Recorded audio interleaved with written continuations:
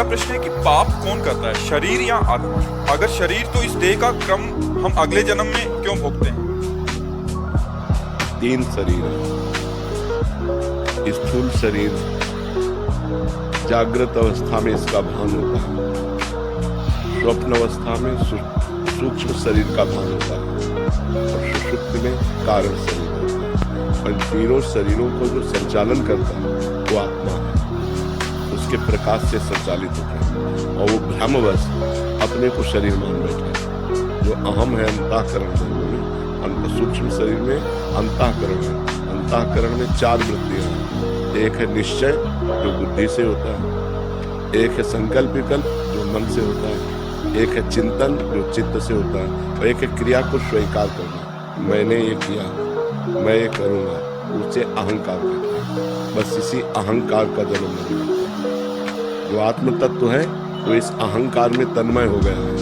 तो स्थूल शरीर छूट जाता है, सूक्ष्म शरीर कारण शरीर और आत्मा उस अहंकार को लेकर, तो अहंकार को पूरा का पूरा भोग करना पड़ता है। मैंने ये किया, मैं ये करूँगा। अगर उसने पाप कर्म किया तो पाप कर्म भोगना पड़ता है, पुण्य कर्म किया तो पुण्य कर्म भोगना पड़ता है। पाप कर्म किया, सूक्ष्म शरीर कारण शरीर आत्म तत्व नरक पहुंचा जाकर उसको वहाँ यातना देह मिली। अब वहाँ नाना प्रकार की पीड़ा भोगता, मरना तो है नहीं। अगर उसने पुण्य किया, बहुत पुण्य किया, तो देवलोक पहुंचता है, तो सूक्ष्म शरीर कारण शरीर आत्मा को देव शरीर प्राप्त होता है। और अगर पाप पुण्य फिर बराबर रहे तो फिर मनुष्य शरीर प्राप्त हो जाएगा। ऐसे बार बार जन्म फिर और भी योनियां हैं, 83,99,999 योनियां। जब भजन के द्वारा हम अपने को मुक्त कर लें इन तीनों शरीरों से, न कारण शरीर, न सूक्ष्म शरीर, न स्थूल शरीर, मैं ये नहीं हूँ, ये ऐसे पता नहीं चलेगा, ये भजन से पता चलेगा। जब बुद्धि शुद्ध हो जाती है तब ये ज्ञान हो जाता है, मैं शरीर नहीं, अंदर से वो मोक्ष को प्राप्त होता है। या भगवान में प्रेम हो जाए तो मोक्ष को प्राप्त, दो के अलावा या तो ब्रह्म बोध हो जाए, स्वरूप बोध, या भगवान से प्रेम हो जाए तो जीव का विस्तार हो जाता है। बार बार कितने दुख भोगने पड़ रहे हैं, मनुष्य शरीर में कितनी समस्याएं हैं। अच्छा, हर चीज हम सुलभ कर रहे हैं, लेकिन मरना है, सब छूटना है। हरी समस्या तो ये है, मेहनत करके मकान तैयार कर रहे हैं, बैंक बैलेंस कर रहे हैं, पत्नी पुत्र परिवार सजा रहे हैं, 1 मिनट में उजड़ गए। 1 मिनट में एक्सीडेंट हुआ, पूरा परिवार मर गया, या अपना शरीर छूट गया, क्या हाथ लगा? कुछ हाथ नहीं। बड़ा धोखा है।